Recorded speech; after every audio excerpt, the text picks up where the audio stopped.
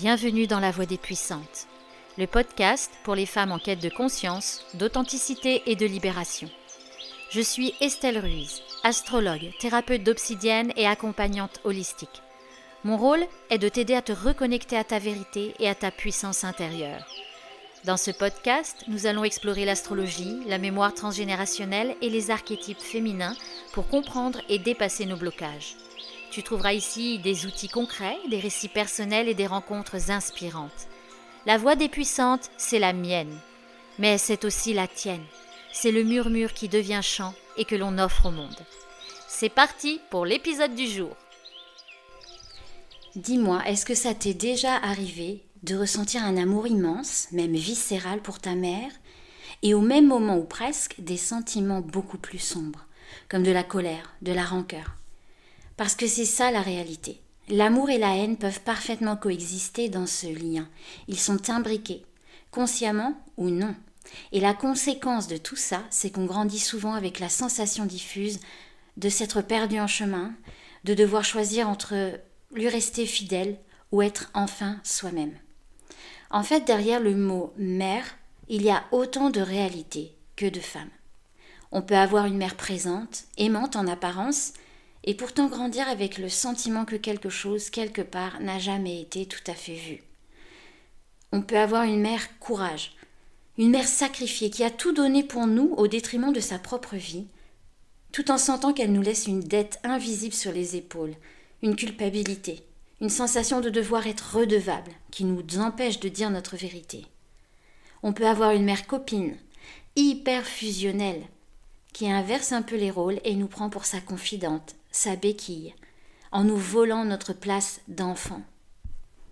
Et puis on peut aussi avoir une mère maltraitante, ou franchement malveillante. Celle qui rejette, qui critique, qui entre en compétition avec nous, qui est complètement à l'opposé de l'image de la bonne mère. Tu vois, peu importe où tu te situes sur ce curseur, ce lien a laissé une empreinte unique en toi. Et c'est cette empreinte-là qu'on va aller explorer. Je vais te parler aujourd'hui de ce tout premier lien, celui qu'on ne choisit pas, qui nous façonne dans l'ombre et qu'on met parfois une vie entière à décoder. Si j'ai tellement à cœur de te parler de ce lien aujourd'hui, c'est parce que c'est un passage obligatoire. Quand on décide de bosser sur soi sérieusement, c'est le sujet qu'on ne peut pas esquiver. Au fil de mes accompagnements, je me rends compte à quel point ce lien est primordial, fondateur. C'est souvent là que s'écrivent nos premiers scénarios relationnels, notre manière d'aimer, de faire confiance, le regard que l'on porte sur nous-mêmes, nos peurs telles que l'abandon ou le rejet. Qu'on le veuille ou non, nos relations de couple, nos amitiés, nos rapports aux autres femmes portent souvent l'écho de ce premier lien. Et pour être tout à fait honnête avec toi, c'est un chemin que je connais bien. J'ai moi-même beaucoup interrogé le rapport à ma propre mère. J'ai dû plonger dedans pour comprendre, pour apaiser et accepter qu'elle a fait de son mieux, même si elle n'a pas comblé toutes mes attentes et besoins. Ce lien à la mère est extrêmement complexe. C'est un joyeux mélange d'amour, d'incompréhension, de fusion, de besoin d'air, de complicité, d'évitement. Interroger ce lien, ça peut faire peur. On sent qu'on touche à quelque chose de sacré et on peut vite se sentir happé par des liens de loyauté invisibles. C'est comme si aller regarder cette relation d'un peu trop près, c'était trahir ou accuser notre mère. Et c'est encore plus vrai quand dans les faits, on a eu une enfance où on ne manquait de rien. On se culpabilise, on se dit « mais de quoi je me plains, j'avais un toit, des vêtements, de quoi manger ?» Et pourtant à l'intérieur, le vide est là. Parce qu'on peut avoir été comblé matériellement et avoir manqué d'espace émotionnel. Il y a peu de temps, j'ai découvert que ça s'appelait de la négligence émotionnelle.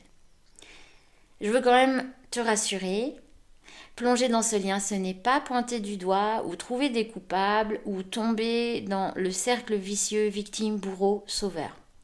C'est tout le contraire. C'est une démarche de responsabilité envers soi-même. On cherche simplement à comprendre pour ne plus reproduire sans le savoir, pour cesser de porter des bagages qui ne nous appartiennent pas et pour aussi ouvrir la voie aux prochaines générations. On ne peut pas refaire le passé, mais on peut choisir aujourd'hui de prendre la main de ce petit enfant intérieur blessé et de lui offrir la sécurité dont il a manqué. La guérison est là quand tu décides de faire maintenant ton histoire. Donc le lien mère-fille, en fait, c'est un sujet extrêmement vaste et évidemment, il y a beaucoup d'écrits, beaucoup de psys, de thérapeutes, de chercheurs se sont emparés du sujet. Et je vais te parler tout d'abord d'un psychiatre et psychanalyste, John Bowlby, qui a développé la théorie de l'attachement. Donc, c'était un Anglais dans les années 40 à Londres. Et à cette époque, juste après la Seconde Guerre mondiale, il s'est occupé d'enfants qui étaient placés dans les institutions ou qui étaient hospitalisés et séparés de leur mère. Donc à l'époque, on pensait qu'un bébé avait juste besoin de soins physiques, de besoins physiques. Si on le nourrissait, on le lavait et qu'en gros il avait chaud, eh bien, on estimait que tout allait bien. Mais Bowlby a observé une espèce de détresse chez ces enfants isolés. Certains d'eux se laissaient même glisser vers des états de dépression, jusqu'à ce qu'on les hospitalise. C'est là qu'il a compris le besoin qu'a le bébé de contact physique, de regard et de tendresse avec la figure maternelle, que c'est un besoin biologique vital et en fait que c'est aussi crucial pour la survie d'un humain que de manger. Suite à ça, dans les années 70, une de ses collaboratrices, donc une femme, la psychologue Mary Ainsworth, si je dis bien son nom, a vraiment voulu faire des mesures scientifiques de ces dynamiques. Et donc, elle a fait une expérience qui est devenue assez célèbre, c'est la situation étrange. Alors, je ne sais pas, la traduction en français, a priori, c'est ça. Donc, le protocole, c'est dans une pièce de jeu. Ça se passe dans une pièce de jeu avec un enfant qui a environ 1 an, sa mère et une personne inconnue. Et les chercheurs, ils vont observer les réactions de l'enfant quand l'inconnu entre, puis quand la mère s'en va, mais surtout au moment précis où la mère revient dans la pièce. Et en observant, ils vont découvrir que l'interaction, la façon de reconnecter à la mère va parler de la sécurité émotionnelle et que ça va déterminer 3 grands profils. L'attachement qui va être sûr, sécurisant, sécurisé. Donc là, l'enfant pleure quand sa mère part, mais quand elle revient, il va chercher ses bras, il se console très vite, il continue à jouer, il a confiance. Là, on voit que l'attachement, il est sécurisé. Il y a l'attachement anxieux ou ambivalent. La mère revient et là, l'enfant est inconsolable. Il va à la fois réclamer le câlin et en même temps, il va exprimer de la colère. Il repousse, il va taper la mère. Et là, en fait, il dit « Pourquoi tu m'as abandonné ?» Et ensuite, le 3e type d'attachement qui va être défini, c'est l'attachement évitant. Au retour de la mère, l'enfant fait comme si de rien n'était. Il ignore, il continue de jouer, comme si tout allait bien. En fait, en apparence, on a l'impression qu'il est calme, mais ils ont quand même mesuré le rythme cardiaque et ils ont réalisé que c'était au maximum. Donc en fait, l'enfant, à ce moment-là, a déjà appris à masquer son stress et ses émotions pour se protéger du rejet. On voit bien donc l'importance des premiers temps de vie. Et il y a même d'autres chercheurs qui vont chercher bien plus loin au moment de la gestation, voire de la conception. Enfin, il y a plusieurs théories évidemment autour de ça. Et on voit que ces premiers schémas de la petite enfance vont s'engrammer en nous et vont continuer à se rejouer dans nos relations d'adultes, dans notre façon de nous positionner face au monde en général. Et évidemment, souvent dans nos relations de couple, parce que c'est là que c'est le plus touchy, dans nos relations avec notre famille et la relation de couple. Donc dans le sillage de ces recherches, il y a un pédiatre et un psychanalyste, Donald Winnicott, qui lui a créé un autre concept, qui est le concept de la mère suffisamment bonne. Lui, il explique qu'une mère n'a pas besoin d'être parfaite, parce qu'il y a une grosse injonction aussi de ce côté-là, plutôt à notre époque, évidemment, pas avant. Enfin, avant, je pense qu'il y avait moins cette injonction-là. Et la perfection est un piège pour l'enfant, parce qu'en fait, au final, elle a juste besoin d'être suffisamment là, de faire de son mieux, avec ses propres limites. Et c'est ça ce qui se passe, c'est qu'une mère va faire, en général, à part s'il y a quand même des problématiques de malveillance, mais elle va faire de son mieux. Mais de faire de son mieux, ça n'empêche pas les manques.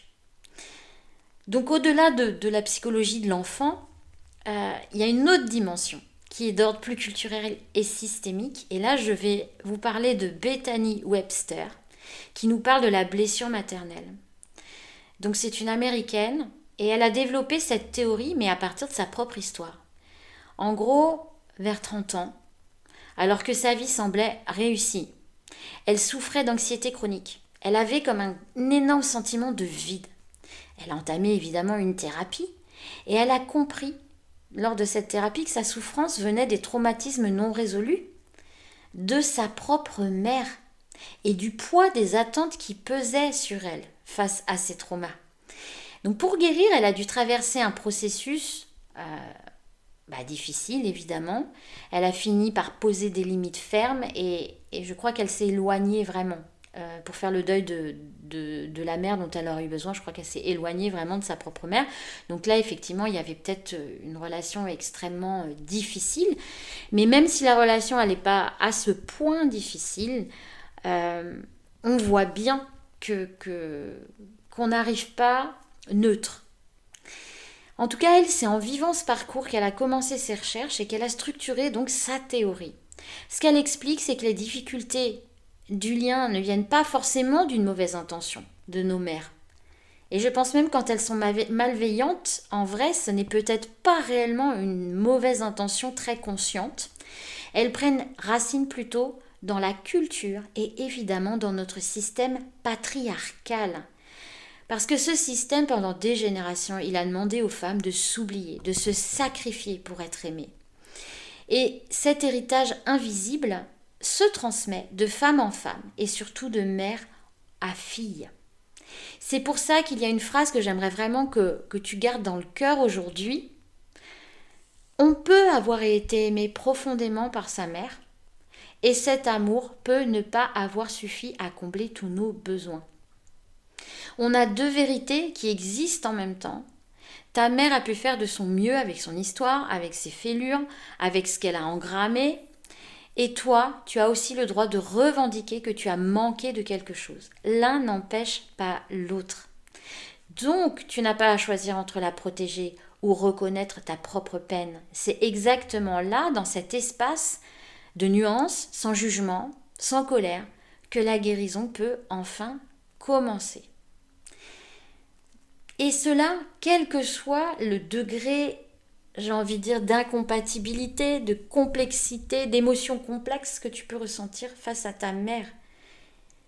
C'est un point primordial pour être vraiment libre et pour être vraiment soi. Donc concrètement, dans ta vie, comment ça peut se manifester ? Ça peut être dans des petits détails qu'on réalise le poids de ce lien, de cette empreinte. Ça peut être au détour d'une phrase, où là, tout à coup, tu te dis « Oh, là, on dirait ma mère ». Ou quand les gens te font la réflexion « On dirait ta mère ». Alors que tu t'es peut-être promis de ne jamais faire ou réagir comme elle. C'est aussi peut-être une difficulté à poser, encore une fois, des limites, à dire non sans culpabiliser.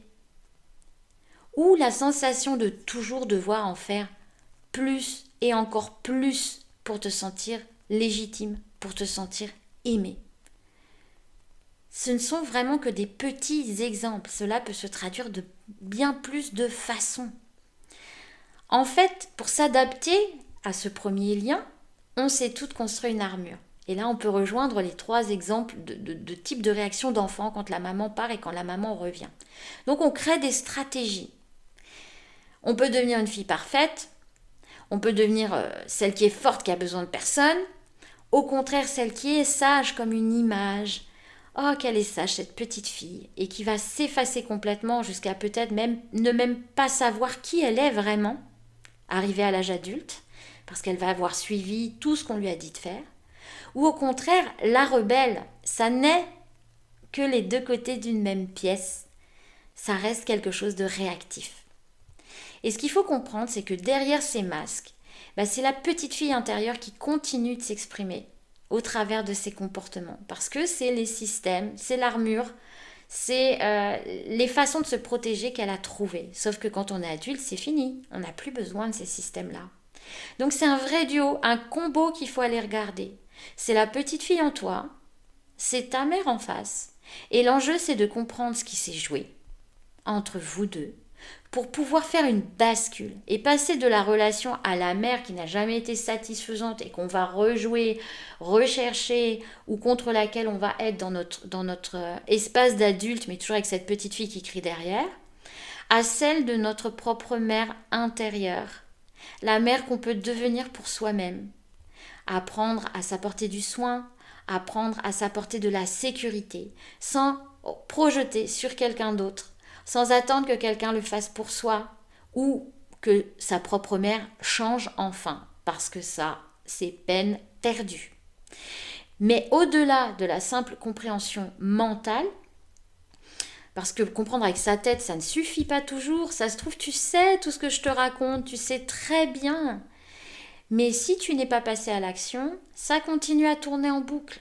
Un des meilleurs moyens pour apaiser, pour nettoyer, pour commencer à libérer ce lien, ce sont les actes symboliques. L'inconscient a besoin de rituels pour imprimer vraiment le changement. Et donc c'est précisément pour ça, pour passer de la théorie à la libération, que j'ai créé un atelier en ligne le dimanche 12 juillet. Pourquoi j'ai choisi cette date ?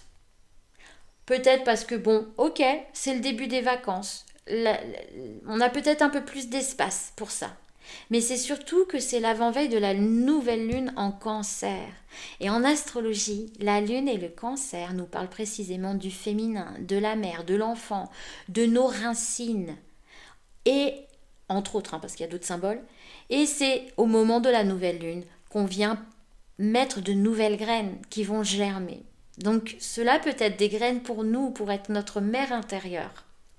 Alors pendant ce moment, je vais te proposer des outils qui me sont chers, on va rediscuter du lien, ça sera aussi un moment de partage pour déposer ces valises, pour déposer ce qu'on a gros sur le cœur, peut-être entendre d'autres femmes qui vont oser parler et ça va te libérer. Mais on va aussi aller évidemment du côté de l'astrologie. On va utiliser 2 de mes outils chouchous, donc l'astrologie, comme tu peux t'en douter. On va regarder ensemble dans ton thème astral où est-ce qu'elle est placée cette fameuse lune pour comprendre comment toi tu as perçu ta mère, ce qui est parfois différent de ce qu'elle a été vraiment, et pour voir dans quel état est ton enfant intérieur, de quoi il a besoin aujourd'hui. J'ai envie aussi de vous proposer évidemment un acte psychomagique inspiré des travaux d'Alejandro Jodorowsky. Je ne sais pas si tu as entendu parler de cet artiste visionnaire et thérapeute. C'est une démarche extrêmement puissante. La psychomagie va parler directement à ton inconscient avec des symboles, des métaphores, des actes. Parce que pour notre système nerveux et notre mémoire émotionnelle, une action vécue intensément par l'imaginaire ou un rituel active les mêmes leviers de guérison qu'une vraie expérience. Donc poser un acte symbolique en conscience permet de dénouer des blocages profonds, là où la parole ne suffit plus. Si tu as envie de t'offrir cette bulle de douceur, eh bien rejoins-moi, ce sera dimanche 12 juillet de 17h à 19h. Toutes les infos et le lien d'inscription seront juste en dessous dans la description de l'épisode. N'hésite pas aussi à venir me voir sur Instagram pour me parler de ton lien avec ta propre mère. Ça m'intéresse. C'est un sujet qui me tient vraiment, vraiment à cœur. Et en attendant, prends soin de toi. Je te dis à très vite pour un autre épisode de La Voix des Puissantes. J'espère que cet épisode t'a plu. S'il a fait écho en toi, je t'invite à t'abonner pour ne rien manquer des prochaines aventures de La Voix des Puissantes. Et si tu penses qu'il peut aider une amie, n'hésite pas à le partager. Pour continuer la conversation, rejoins-moi sur Instagram, @EstelRuizAstro. J'ai hâte de te lire et de découvrir tes réflexions. Tu peux retrouver toutes mes ressources sur mon site internet ou via mon Linktree dans la description de cet épisode. Je te dis à très bientôt, ici ou ailleurs.